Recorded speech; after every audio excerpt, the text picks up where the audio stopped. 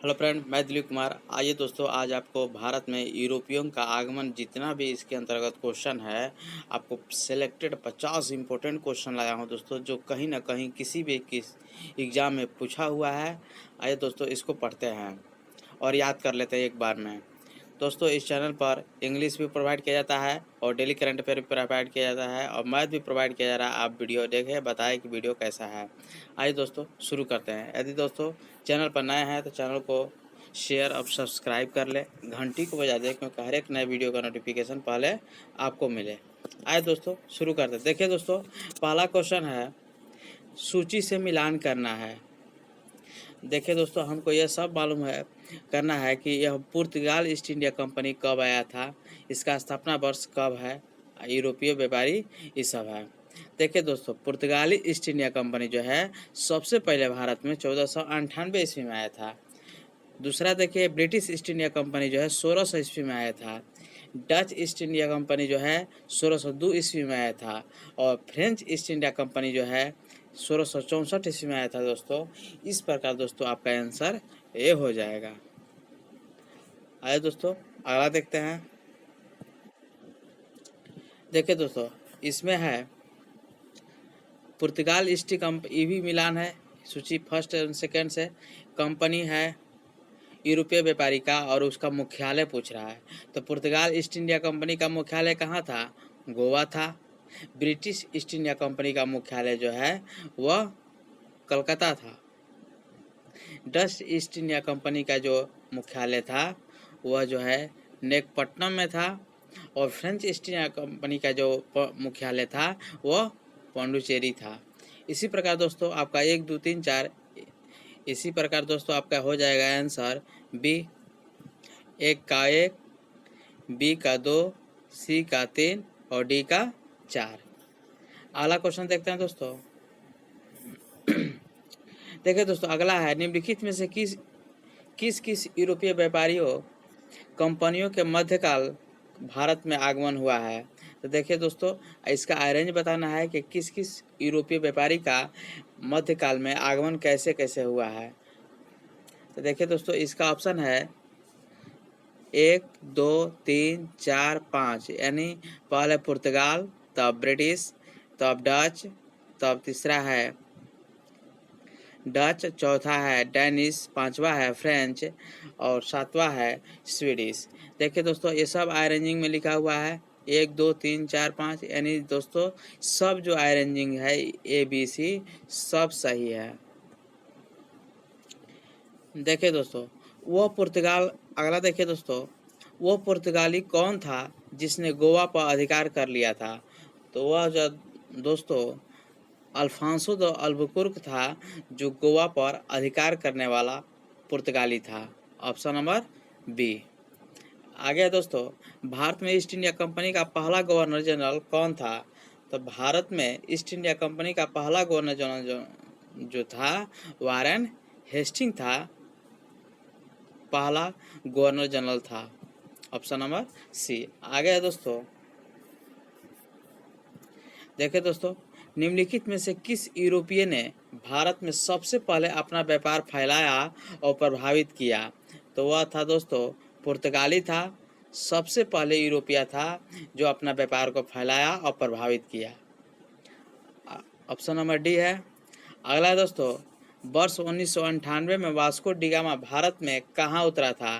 तो दोस्तों Vasco D gamma जो है भारत में वह कालीकट बंदरगाह केरल के पास उतरा था। देखिए दोस्तों, बहुत इंपॉर्टेंट क्वेश्चन है, कहीं ना कहीं सब क्वेश्चन पूछा हुआ है। अगला है, वास्को डी गामा कहाँ का रहने वाला था।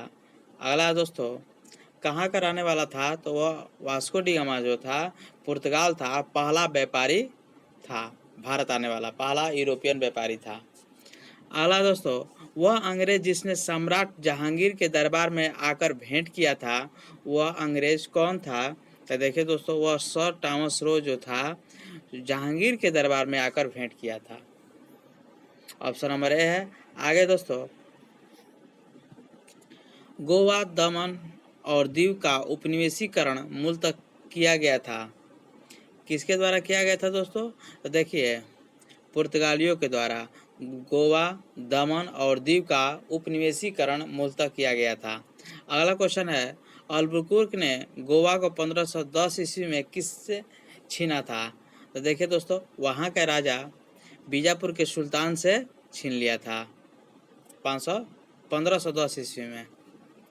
अगला है, भारत तक समुद्री मार्ग की खोज की गई थी।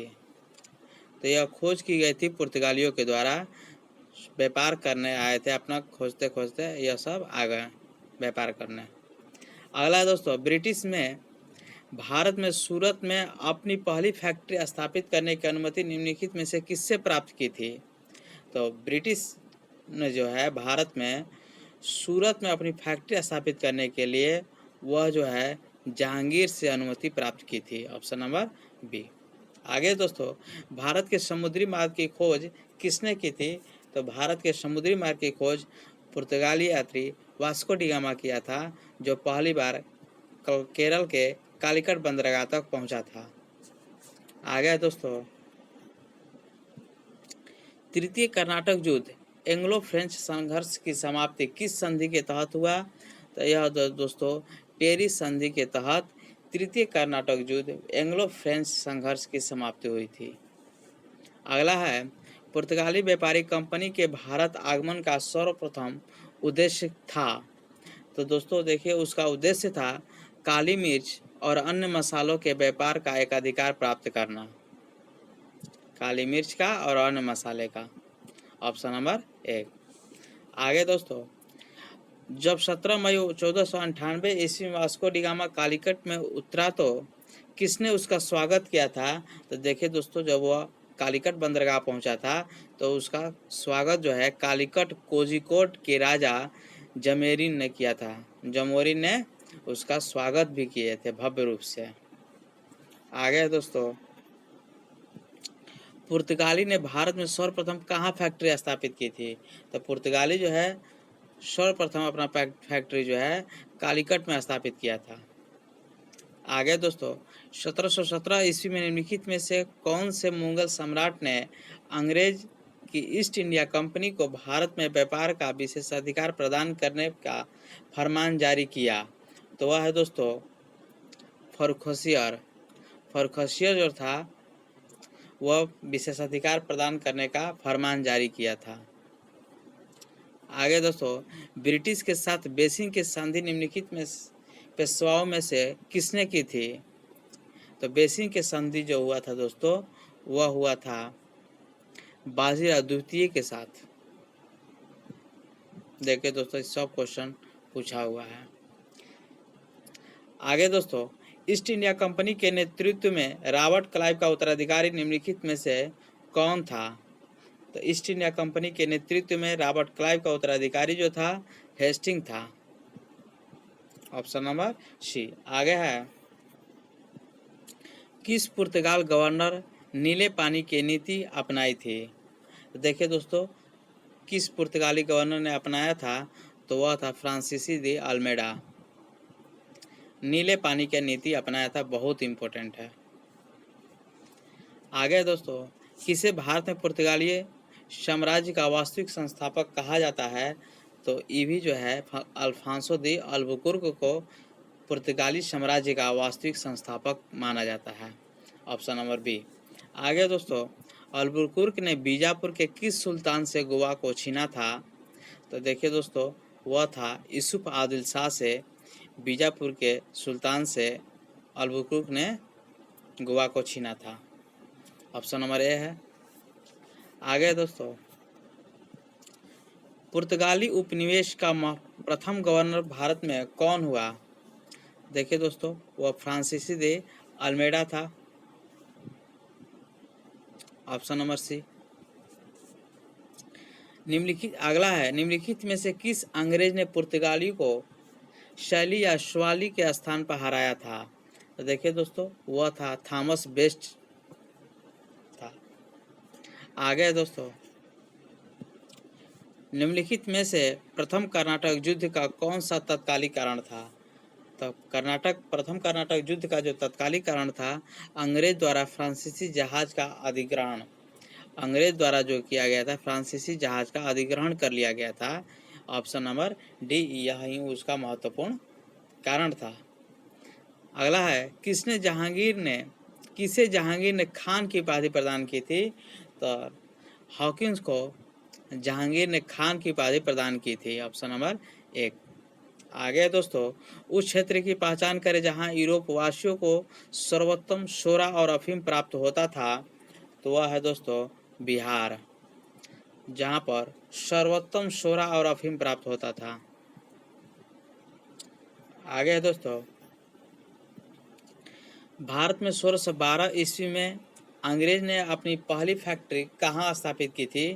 तो अंग्रेज जो है 1612 ईस्वी में अपनी पहली फैक्ट्री जो है सूरत में स्थापित की थी। Option number D. बीपीएससी और यूपीएससी में पूछा हुआ है दोस्तों, बहुत इंपॉर्टेंट क्वेश्चन है। अपनी पहली फैक्ट्री कहाँ स्थापित की थी? तो सूरत में। अगला है, निम्नलिखित में से जिस एक शासक ने ईस्ट इंडिया कंपनी की दीवानी प्रदान की थी वह था? तो वह देखिए दोस्तों कौन था? शाह आलम द्वितीय था जो दीवानी प्राप्त की थी। आगे है, बंगाल की निम्नलिखित फैक्ट्रियों में से एक जो पुर्तगालियों द्वारा स्थापित की गई थी वह था हुगली, पुर्तगालियों द्वारा स्थापित की गई थी बंगाल की। आगे दोस्तों, एक द्वीप पर निर्मित भारत का बड़ा नगर कौन है? एक द्वीप पर निर्मित भारत का सबसे बड़ा नगर जो है मुंबई है। पहला क्वेश्चन है दोस्तों, भारत में तंबाकू के प्रचलन का श्रेय किसे दिया जाता है? तो भारत में जो तंबाकू का प्रचलन का श्रेय जो है पुर्तगालियों को दिया जाता है। Option number B. आगे है दोस्तों, मिलान करना है सूची फर्स्ट से और सेकेंड से। तो देखिए दोस्तों, इसका आइए हम लोग मिलान कर लेते हैं। एस्तादो द इंडिया जो है पुर्तगालियों के समुद्रिक साम्राज्य का नाम है, एस्तादो द इंडिया। और काटे जो था पुर्तगालियों द्वारा जारी किए जाने वाला पारपत्र या आज्ञा पत्र था। इंक्विजिशन जो है पुर्तगालियों द्वारा स्थापित धार्मिक न्यायाधिकरण था। और पोर्टो ग्रांडे जो था पुर्तगालियों द्वारा चिटगांव को दी गई संज्ञा थी। यानी दोस्तों, 1 का 1, बी का 2 और सी का 3 और डी का 4, इसके अनुसार आपका ऑप्शन 1 हो जाएगा। अगला है क्वेश्चन दोस्तों, 18वीं सदी में भारत में लड़े गए युद्धों का निम्नलिखित में से सही कालानुक्रम कौन सा है? देखिए दोस्तों, जो 18वीं सदी में युद्ध लड़ा गया था उसका क्रम पूछ रहा है। देखिए दोस्तों, सबसे पहले कौन कौन लड़ा गया था? सबसे पहले दोस्तों अंबर युद्ध हुआ था, तब पलासी युद्ध हुआ था, तब अंडीवास युद्ध हुआ था और लास्ट में बक्सर युद्ध हुआ था। बक्सर के युद्ध के बाद ही अंग्रेज जो है स्वतंत्र रूप से अपना कार्यभार संभाला। ऑप्शन नंबर बी है दोस्तों। अगला है, भारत में यूरोपीय शक्तियों के प्रवेश के संदर्भ में कौन सा कथन सही नहीं है? तो देखिए दोस्तों, कौन सा कथन सही नहीं है? वह पुर्तगालियों ने 1499 ईस्वी में गोवा पर कब्जा किया था, यह दोस्तों सही नहीं है। बाकी सब सही है। अंग्रेजों ने अपना पहला कारखाना दक्षिण में मुसलीपट्टम में लगाया। पूर्वी भारत में अंग्रेजी कंपनी ने 1633 ईस्वी में उड़ीसा में पहला कारखाना लगाया था। ये भी सही है। डुप्ले के नेतृत्व में 1746 में मद्रास पर कब्जा हुआ था, ये भी सही है। कथन सही नहीं था, बस पुर्तगालियों ने 1499 ईस्वी में गोवा पर कब्जा किया था। आइए दोस्तों अगला देखते हैं। भारत में फ्रांसीसियों ने अपना सबसे पहला कारखाना निम्न में से स्थानों में कहाँ लगाया था? तो देखिए दोस्तों, पहला अपना कारखाना जो है सूरत में लगाया था फ्रांसीसियों ने भी। बहुत इम्पोर्टेंट है दोस्तों, यूपीएससी का पूछा हुआ 2003 में क्वेश्चन है। अगला है, भारत में पहली मुद्रण मशीन प्रिंटिंग प्रेस की स्थापना किसने की थी? तो अपना मुद्रण मशीन या प्रिंटिंग प्रेस का जो स्थापना हुआ था वह किया था पुर्तगालियों ने सबसे पहले। आगे दोस्तों, यूरोपीय व्यापारिक कंपनियों के कारखाने होते थे, तो व्यापारिक कंपनियों के कारखाने होते थे भंडारगृह और उत्पादन केंद्र दोनों, भंडार गृह और उत्पादन केंद्र दोनों होते थे। आगे दोस्तों, पुर्तगालो उपनिवेश गोवा दमन दीव को किस वर्ष जन आंदोलन के बल पर भारत सरकार ने भारतीय गणराज्य में विलय कर लिया? तो देखिए दोस्तों, यह 1950 ईस्वी में पुर्तगालियों से अब गोवा दमन और दीव को जन आंदोलन के बल पर भारत सरकार ने अपने भारतीय गणराज्य में विलय कर लिया। 1950 ईस्वी में ऑप्शन नंबर 1। आगे है दोस्तों, पुर्तगालियों की पहली फैक्ट्री कालीकट में 1500 ईस्वी में किसने स्थापित की थी? तो 1500 ईस्वी में पुर्तगालियों की पहली फैक्ट्री कालाकट में जो है, कालीकट में स्थापित होने वाला कंपनी जो था वह वास्को डिगामा ने किया था। अगला दोस्तों, भारत से भारतीय वस्त्रों का प्रमुख निर्यात वस्तु बनाने का श्रेय किसे जाता है? तो देखिए दोस्तों, वह जाता है श्रेय फ्रांसीसियों का। भारतीय वस्त्रों का प्रमुख निर्यात करने का।